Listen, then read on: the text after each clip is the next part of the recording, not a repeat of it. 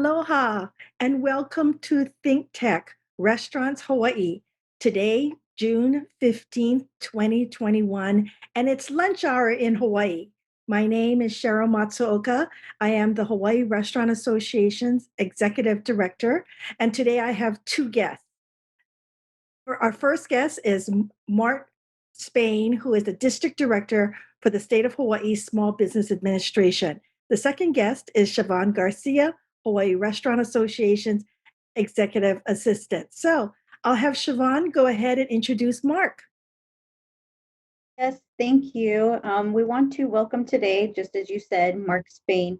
He is the SBA District Director for the state of Hawaii, the territories of Guam and American Samoa, the Commonwealth of the Northern Mariana Islands, the Federated States of Micronesia, the Republic of Palau, and the Republic of the Marshall Islands.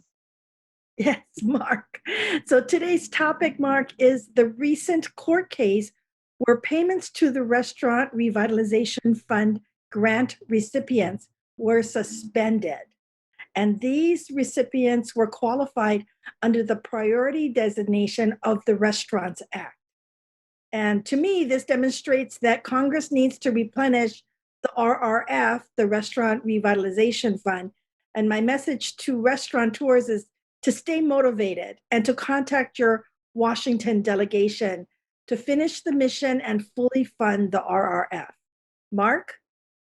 Well, I'll tell you what, we'll answer your last statement first. The fact is it will be funded. We do know that there's both House and Senate are proposing a $60 billion addition to the $28.6 billion that was already funded for the program. I think it's important to point out that for the priority group, $28.6 billion was allocated for the entire restaurant group, of course. Of that $28.6 billion, nearly $26.8 billion has already been allocated to the priority group. Now, the problem is that the applications total over 300,000. We know that the amount of money to meet the balance of the applications indeed is right around 61 billion, 60 to 61 billion, give or take. And that would be fully replenishing the fund necessary to fund all categories of restaurants, whether priority or standard. Back to you, Sheryl. Yes, and Mark, as I mentioned, when the court ruling happened on Friday, my phone, the texts and the calls didn't stop. So one of the questions that I received from a Hawaii Restaurant Association member is, how does the court ruling affect those restaurateurs that received the notice last week, but that they have been approved, but they have not seen their funds in their bank account yet? So how does this affect those restaurateurs that hasn't seen the money, but has received the approval notice? Yeah, there's almost 3,000 approved restaurateurs in the priority group that have had, because of the court injunction, have had their funds held in suspense. I think very candidly, the solution to that is going to be the additional funding coming from Congress so that all categories of restaurateurs can be taken advantage of. But right now, with the injunction, and I will provide to your membership for you to distribute, Sheryl, both the comments from the SBA Chief Legal Officer and also a summary. Some people could probably Google it themselves, but I'll send you both documents so you can share with your membership in greater detail than perhaps I can comment on the program today. 3 solutions. Number 1, Congress, you have to fund the balance. Number 2, when you do, I think the litigation will be dismissed or modified out of court settlement. Number 3, then the funds dispersed that are being held in suspense will be dispersed. Wow. So that's, yes. The other question that I received was, and this is a really burning one because some of our members has received the funds in the bank. So now with the court ruling, will they have to refund the money? Is there any slim chance that they won't be able to keep it? That was the burning question. Not to worry, based upon the information I have on page 2 of this document that I'm sharing with you later, the fact is the funds, based upon the law, are in compliance with the law. Now, with the actual $60 billion advance, I do feel there will be some clarification language, not to worry about the removal or the resending back the money, not at all, but merely to make the intent of Congress more clear that no discrimination was intended by the statute. All we were trying to do is reach out to those who did not necessarily have the resources as other restaurateurs would have to make their happening. It was merely a timing decision. It wasn't an exclusion decision, but because of the funding being short, obviously it meant that those who are not in the priority group are basically being deferred. It's not much different than the PPP program last August the 8th, when Congress did not move forward until the 27th of December, when President Trump at that time approved the PPP to resume. We don't want to see that happen for the Restaurant Revitalization Fund. It shouldn't happen because it's not a loan. It is a grant. And I feel at this point, no worries on any of your membership should be focused on the concern about returning the money back to the SBA for that purpose. Looking forward, we hope to take care of everyone's needs. Back to you. That's a big few for a lot of our members that I've heard from, Mark. So thank you for that reassurance. I'm going to turn it over to Chivon. She also had a few questions. So one of my questions too would be the 60 billion that you're mentioning. Do we have any idea on a timeline of when this will be funded and when people can start to expect to see those monies that have been approved in their bank accounts? I think it's probably safe to say that the Department of Justice does not want to deal with this, Chivon, any longer than it has to, okay? I have a feeling that Congress will be on a fast track, not much different than what we experienced last April and May when the initial recovery monies were made available through the Economic Injury Disaster Loan. So I would hope before, and I'll say this with no certainty on my part, but just being around the Congress for the last 50 years of my career, that they want to do it before the 4th of July holiday. Funded. Wow, so soon. We hope so. Okay. And then another question that we've kind of had or has kind of been circling around is, when you purchase a home, right, there's all these protected classes and you can't prioritize based off of things like marriage or sex or anything like that. So with that said, how did something like the RRF, how did they get approval to kind of say that people were socially disadvantaged when it does seem like everybody during COVID was socially disadvantaged? Yeah, I'll give you a response. It's based upon what we call in the SBA the 8A program. That's a contracting program that literally provides guidance to federal contracting officers who do business with small business firms who do federal subcontracting. There is a very strict guideline based upon almost 35 years of protocol and legislation. That way, if you are allowed to enter the program, you're coming in because you're either socially or economically disadvantaged, you're a women-owned firm, or you're a veteran-owned firm that needs additional protection in order to be able to compete in the contracting world with larger firms, those that don't qualify as a small business by statute. In this case, Congress had no precedent for this particular grant. What they chose to do in the hearing after the inauguration of President Biden was try to reach out in a very forceful way. The lack of wisdom, if I were sitting across from the Congressman Case or Congressman Cahelli or both Senator Hirano and Senator Schatz, was the incomplete assessment of what the need was. When we're talking about a $2 trillion to now $6 trillion annual expenditure, it would probably be safe to say, except for certain states where the lockdown wasn't severe, that the money of $28.6 billion just did not compute. There are resources on Capitol Hill that can definitely allocate, and they do it very well, what will be the probable amount that would be due, and they use an assumption. And this assumption process was not used to the full extent of its capability. So as a result, you have a suit a lawsuit filed that says discrimination, because number one, there was a timing priority, that's fine.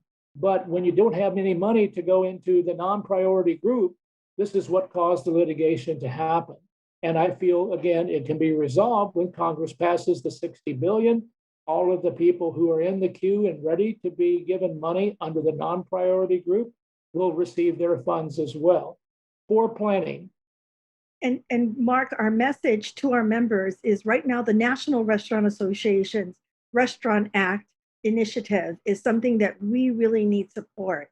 And so if there's any viewers out there, email me at info@hawaiirestaurant.org if they'd like to put their name in the hat and tell our national delegation that we really need that additional fund. Yes. It's something that we all need to get behind, because I feel that, you know, we get a louder voice when there's more voices. Absolutely. And I think the process really, it deals with what occupies Congress's time, Sheryl. Frankly, this RRF, when it was launched, and I was working inside the pods at that time, one of the 10 pods that served the nation, and we're working uncharacteristically government hours, such as 20-hour days. My staff doesn't work those hours. They can't because of their restrictions. But I will tell you that this has been like watching a storm go across the Pacific from the Mexican coast to our local waters. We've been able to track this for quite some time. In my opinion, I hope that Congress will learn from this, that we plan ahead, not plan from the rear. And I mean, it's pretty straightforward. I know that Congressman Case, in my view of his comments, he's one of 526 people. And in some of the delegations that we have where states were not locked down, Florida comes to mind, Texas to a lesser degree, the Upper Plains states, they don't see that sense of urgency because their restaurants were not precluded from being operable. And so part of this is, running the risk of partisanship. Well, the blue states locked down and the red states didn't. I'm hoping that doesn't come into that kind of dialogue. I do know in the article I referenced with this one, some of those dialogues are mentioned in terms of the congressional feedback that other states have provided to their delegations as well. I think one thing for sure, all of the restaurants are united across the United States. We need help. They're not blue or red in their nature. They want their union. They want their constituents and brothers and sisters, if you will, in the business to be given the help they need, because this pandemic was not of their making, nor was the government policy of their making. Now, I'm speaking as a business planner, owner, and a good old Marine. Very nice. Tactics. That's it. Strategy. I love it. And one of the earlier conversations that we did have with Senator Hirono was, when the funds were distributed, wouldn't it have been nice if they took the demographics of the population of restaurants in each state and divided it equally according to the demographics of restaurants, so that each of the states could have a fair piece of the pie, right? Yes. Instead of the whole amount of money being put in a big pot, and now everybody's going for that pot. If we just had our little piece of the pie, and we could have then all asked for just a bite. Yes, that's very true. And I think that the resources to do that, the actual data to do that is available and has been quite some time. And so, point well taken. Yes. There's been so many discussions around how well the SBA has launched this program, how well the positive feedback that I got after that first day. I was with you down at the Blaisdell Center, and people were already in the portal uploading all of their documents, how well the SBA. So I want to just say a huge mahalo and congratulations to the SBA for really a great execution of a very difficult initiative. Thank you for that. And frankly, to give credit to, because we have had several initiatives there, the EIDL program, being a former banker, as I often say, a recovering banker, because that was part of my career. I've had 4 careers in my life, including my government service. So looking at that career, it's very important to match resources with the need of what you're attempting to accomplish. Jerry Harada, a name that, of course, is gone from our scene because he passed away in 2018, he had the best mantra. He said, adapt, improvise, and overcome. And our staff, Mary Dale, Val Kubota, Cynthia Yamasaki, our AO, Joyce Quinn, who's been with the agency for 35 years and has served 7 presidents in her career. It is just amazing how the team has pulled together because we empowered them to serve. And it's that kind of continuity that I'm very proud of in our local staff. Most people don't know we normally have a staff of 11 people. We only have 7 right now. And so you look at the structure, and then one of our colleagues in Guam just came down with COVID-19. So basically, we're operating at 50% of capacity, but the will, the strength, the heart is there. And we thank you for your comments because it is definitely one that we do from passion. Oh gosh, a lot of persistence, that's for sure. And a little bit of patience thrown in. That's the cherry on top of the sundae, if you want to know the truth.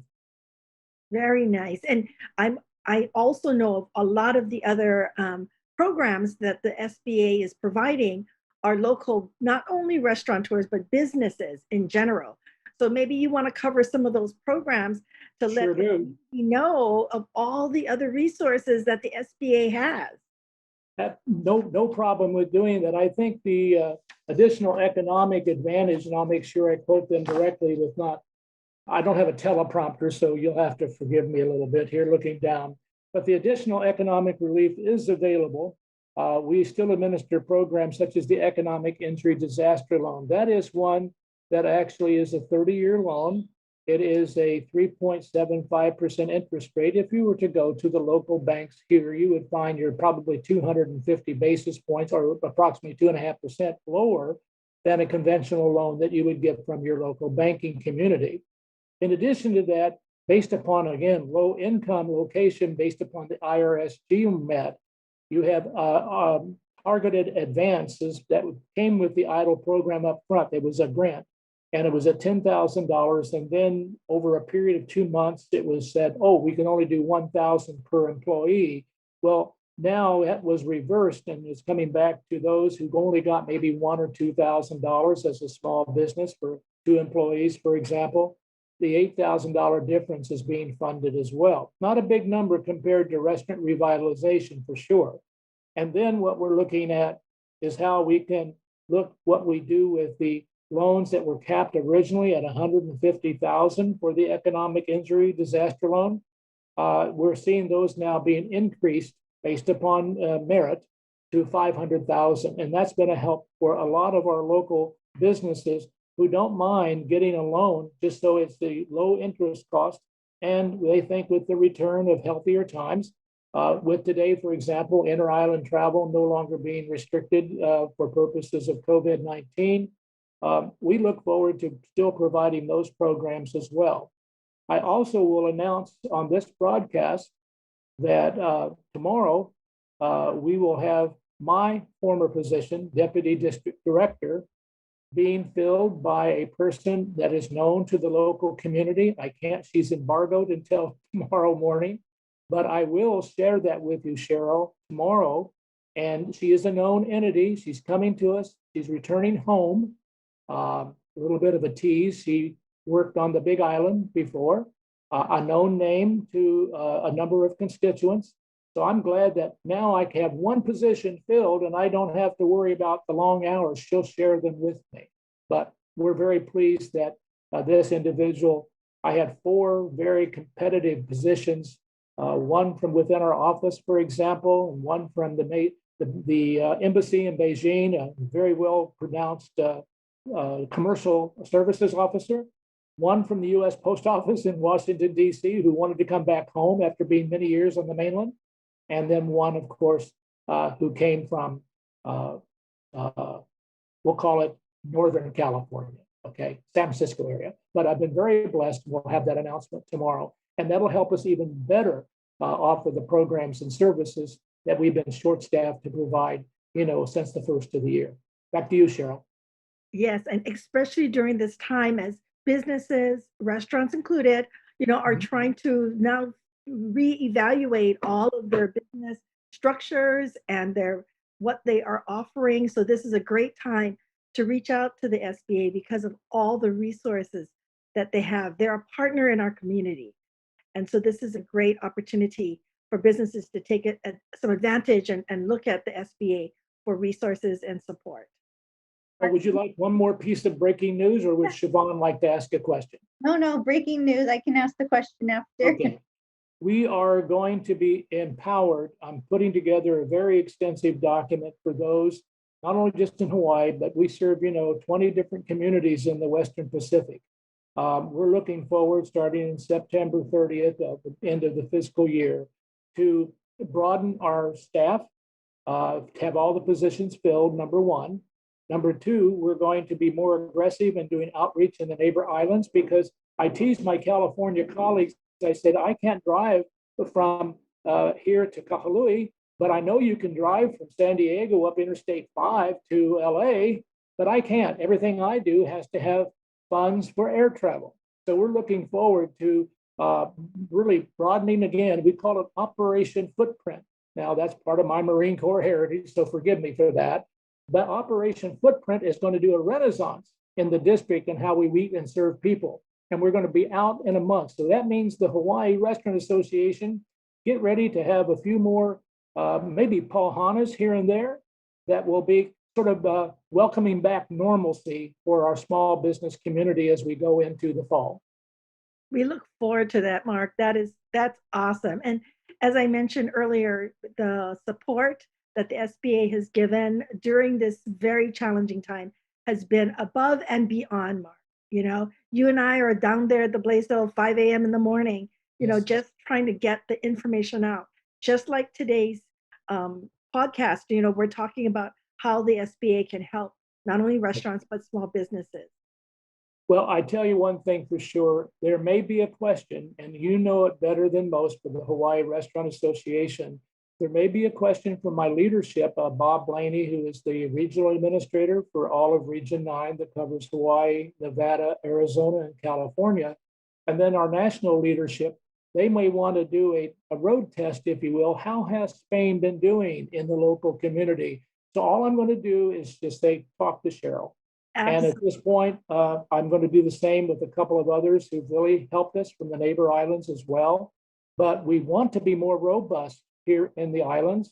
And I'm looking forward to creating a team based upon the current staff that I have that'll even be much more, shall we say, capable, so that when I transition from the leadership role here in the district some years in the future, I won't say how long, but if I do, I want to make sure that I have a very capable team so that when I leave the district, when I do, that the team is already better than when I first walked in. And that's how I want to continuously improve our performance. And thank you for your confidence in our efforts. Back to you, Sheryl. And you have left huge footprints to fill, Yes. huge, because of all that you've done, Mark, for our restaurants and our small businesses. And for any of the viewers that are watching, just a few ideas, the restaurants, even though things have picked up, Mark, since March, Mark, things are a little busier now. You see the tourism coming back here in Right. June, but yet COVID left a huge hole in their financials. Yes. All of 2020, there was no revenue. So they're still digging out of that huge hole. So if anyone can support the restaurant industry, they have a graduation gift they have to buy. Consider a restaurant gift card. Father's Day, consider a restaurant gift card. A birthday, any support to a restaurant supports not only the restaurant themselves, but the Yes. whole food chain. It supports the farmers, the fisheries, all the suppliers to that restaurant. So we want to continue. If this, our viewers could support the restaurants, it supports a whole industry Absolutely. in our community. Absolutely. Yes. So I'm getting messages here that we only have a few more minutes. And as always, Mark, it's a pleasure. It's a pleasure to have you on. And thank you so much, sir, all your dedication and time and energy that you've taken the restaurants through this. Mark, Well, I thank you. I thank you for that. can you just let everyone know where they can apply for these programs that you were mentioning? Yes, the best thing to do, Chivon, is to have them go to SBA.gov, and then there's COVID-19 related. And what will happen is they'll be directed to landing pages, whether it's the EIDL program or the EIDL Advance or the Targeted Advance, or even the RRF, assuming that maybe there's a possibility of it being reopened. I don't want to give false hope that it will. But I feel personally that the SBA.gov. Now, going beyond that, if they want to reach out to me, they can do so. You have my email address. Feel free to share with your membership. And only Sheryl do I give my phone number to. But no, I'll be honest with you. If you want to publish the phone, I do carry it. It's right here, okay? 808-284-6433. And yes, I do office hours past Monday through Friday, 9 to 5. Very nice. Thank you, Mark. Thank you. Then I go to Roy Yamaguchi's restaurant to celebrate after a good work day. Thank you so much. And as I mentioned, any of the viewers, if they'd like to contact me, it's info@hawaiirestaurant.org. We are the Hawaii Restaurant Association. And again, our partner, the Small Business Administration, and Mark Spain. Thank you so much, Mark. Mahalo nui loa.